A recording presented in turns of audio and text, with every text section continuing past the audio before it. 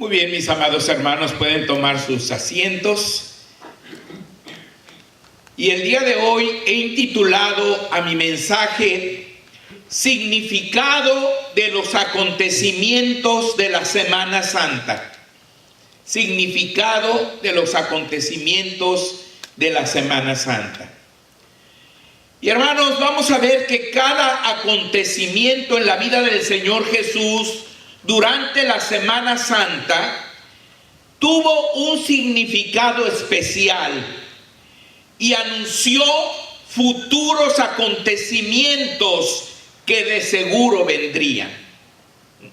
O sea, no solamente fue la historia, lo histórico, lo que sucedió durante la Semana Santa, especialmente los últimos días, cuando el Señor fue arrestado y muerto y todo eso, ¿verdad?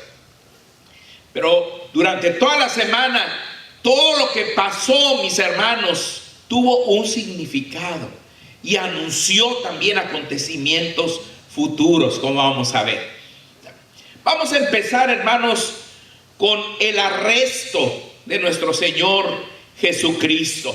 Mis hermanos, la brutal violencia manifestada por los soldados bajo las órdenes de Malco, el siervo del sumo sacerdote, y el profundo sufrimiento del maestro, que fue azotado y crucificado por los soldados romanos, como ustedes recordarán, fue el anuncio de los maltratos y los futuros sufrimientos de los redimidos. De hecho, el Señor lo advirtió en diferentes partes de su bendita palabra. O sea, cuando Jesús fue arrestado y fue golpeado brutalmente, hermanos, eso anunció lo que pasaría en el futuro para los seguidores suyos, hermanos. Fíjense, en Juan 15 del 18 al 20, Jesús dijo así: si el mundo os aborrece, sabed que a mí me ha aborrecido antes que a vosotros. Si fuerais del mundo, el mundo amaría lo suyo. Pero porque no sois del mundo, antes yo os elegí del mundo, por eso el mundo os aborrece.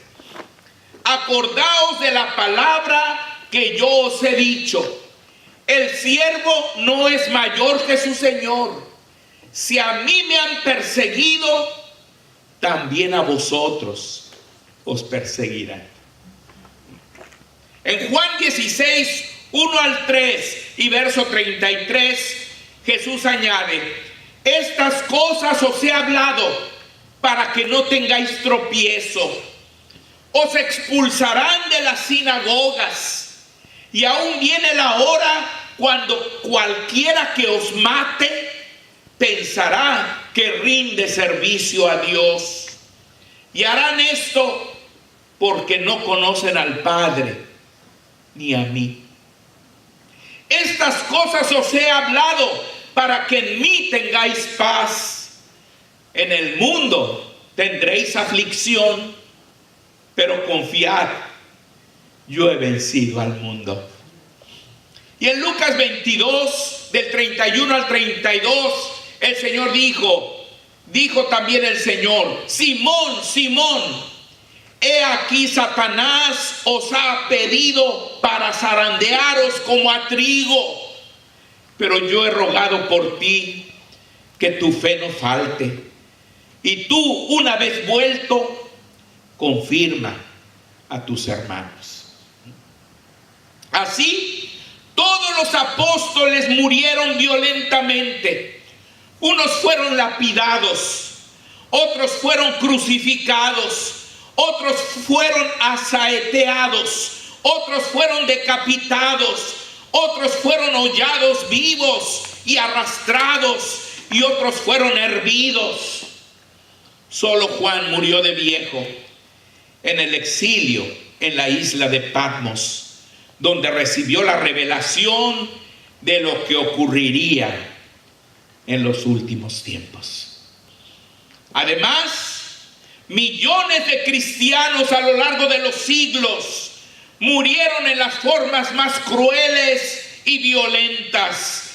Desde los cristianos primitivos que murieron entre las fauces de los leones y entre los hocicos de los perros en el Coliseo romano, hasta los que murieron víctimas de los instrumentos de tortura del llamado Santo Oficio o la Santa Inquisición, la estaca, la guillotina, la silla con picos, la sierra, la estiradora, el veneno, etc.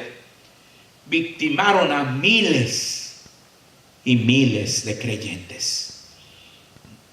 El día de hoy, muchos cristianos, hermanos, el día de hoy están muriendo decapitados, quemados, masacrados, crucificados, y los demás estamos siendo atacados por políticos, por miembros de sectas religiosas, por la comunidad homosexual, por los evolucionistas y, en fin, por todos los incrédulos del mundo. Hermano, cuando tengas que sufrir por tu fe, recuerda que tu maestro primero sufrió por ti y que Él te premiará y enjugará cada lágrima que tus ojos derramen.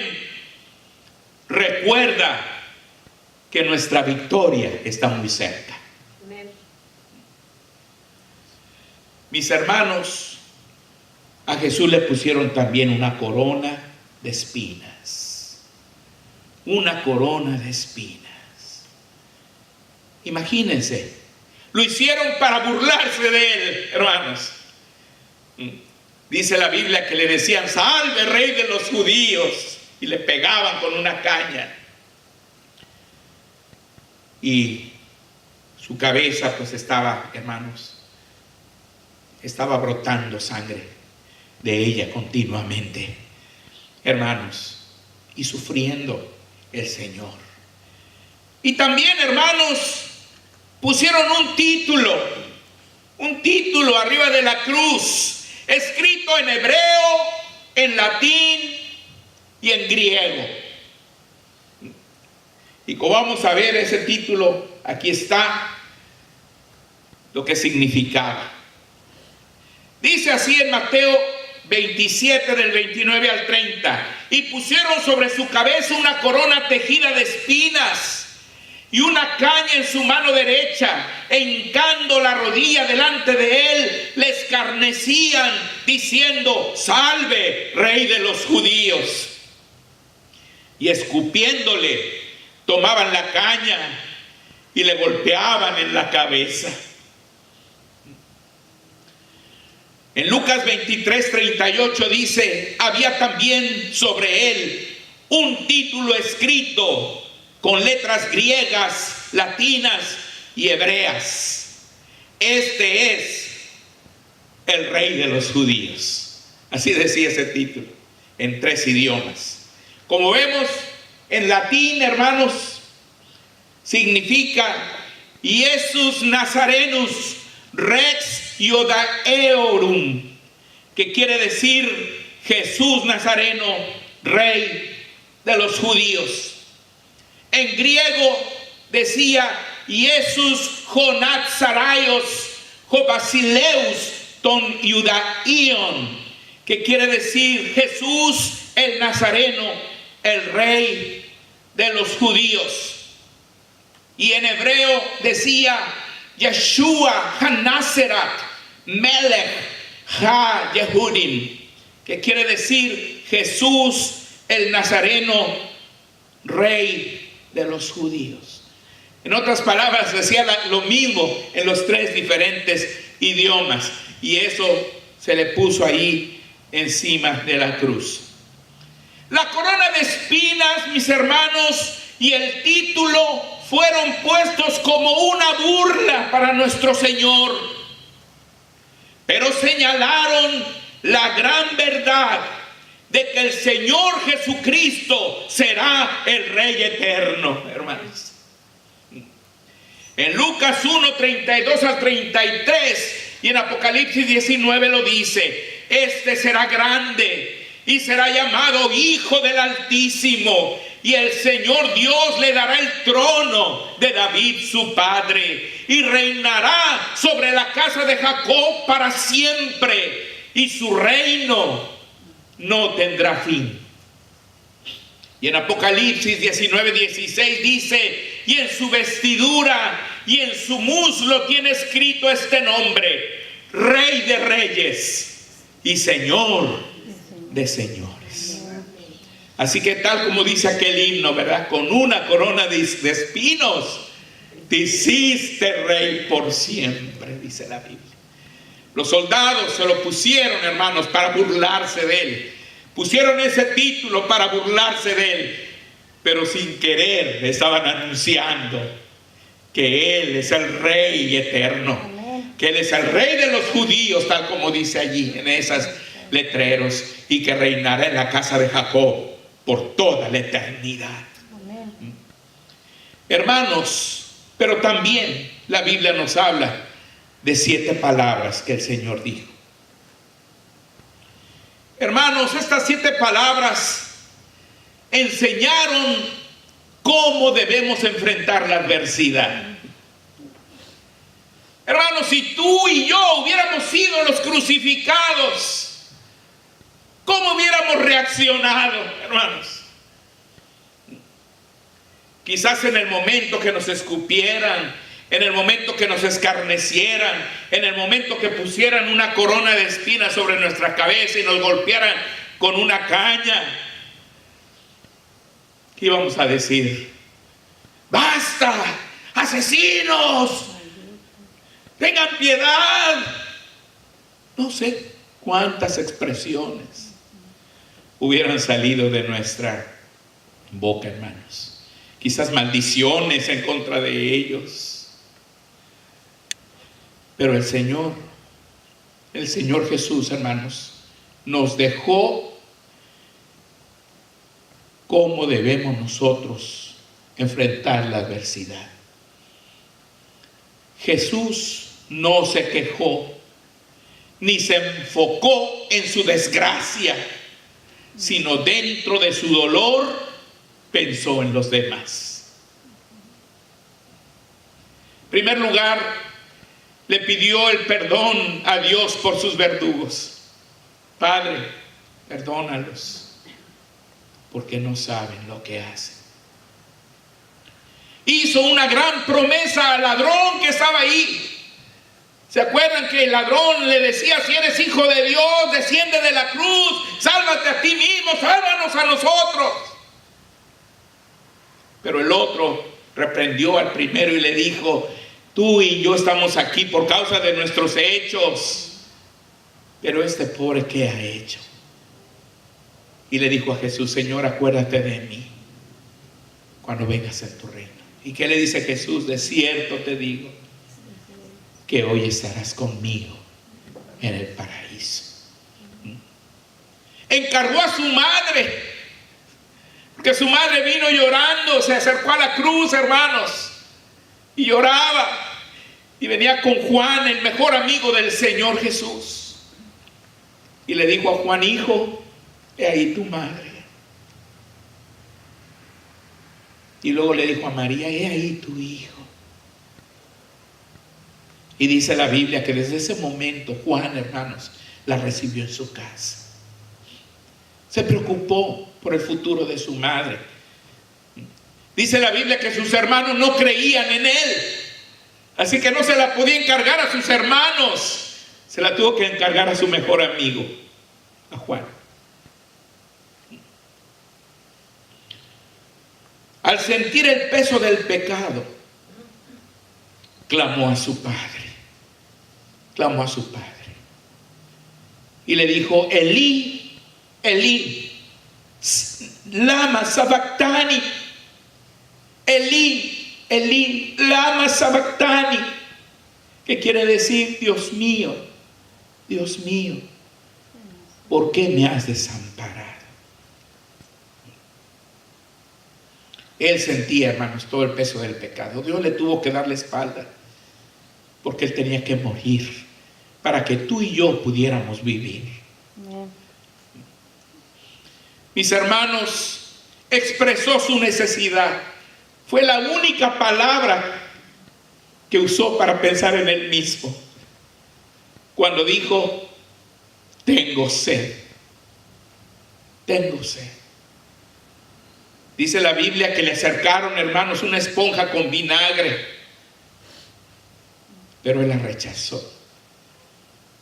No quiso tomar el vinagre. ¿Cuántas personas sedientas, hermanos, el Señor les dio agua? Como Agar cuando estaba en el desierto, como Sansón cuando estaba rodeado de enemigos, hermanos, como la mujer samaritana a quien el Señor le ofreció el agua de vida. Si tú supieras el don y quién es el que te pide de beber, le pedirías y Él te daría agua viva. El Señor siempre ha saciado nuestra sed, pero cuando Él tuvo sed, hermanos, el hombre le dio vinagre. Y a veces nosotros le damos vinagre al Señor, hermanos.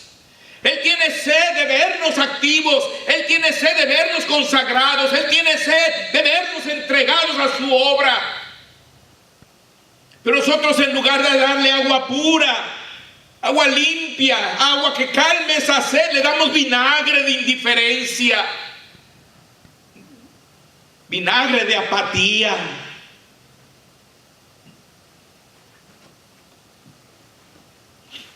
Rindió cuentas de su trabajo.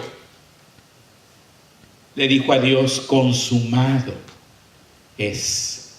¿Qué quiere decir? He acabado la obra que me diste que hiciese.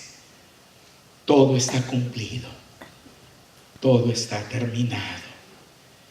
El Señor, hermanos, fielmente cumplió hasta el último momento. Por amor a ti y por amor a mí. Y finalmente encomendó su espíritu a Dios cuando dijo, Padre, en tus manos encomiendo mi espíritu. Y habiendo dicho eso, hermanos, expiró. Su último pensamiento fue dirigido al Padre Celestial. El último pensamiento. Hermanos, cuando estemos en circunstancias adversas, enfoquémonos en lo que debemos y no en nuestra propia pena. Y finalmente, hermanos, vino la resurrección. La resurrección significó la victoria de la vida sobre la muerte y anunció nuestra futura resurrección. Amén.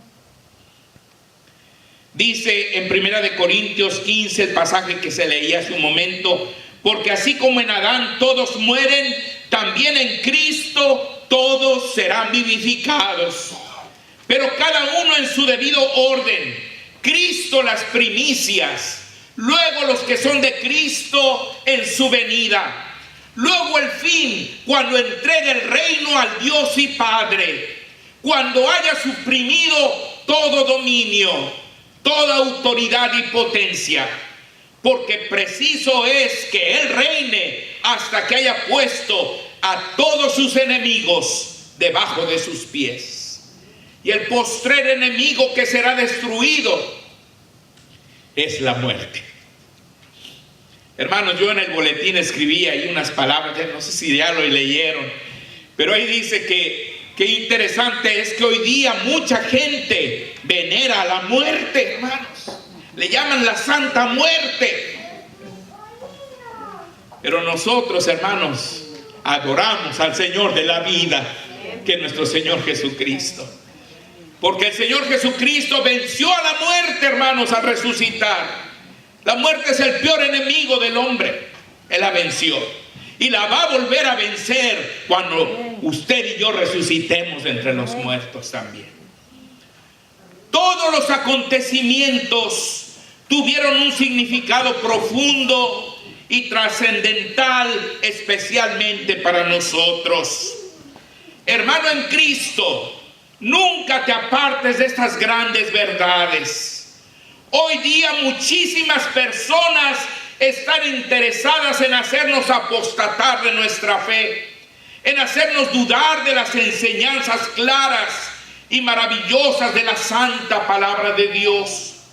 Pero nosotros seguiremos firmes en lo que hemos creído, pues no son palabras de hombre, sino son palabras del Dios omnipotente. Alabado sea el nombre de Cristo. Y hermanos, vamos a terminar este sermón hoy, todos juntos, cantando el himno al Cristo, no, el himno Él vive. Puestos de pie, por favor.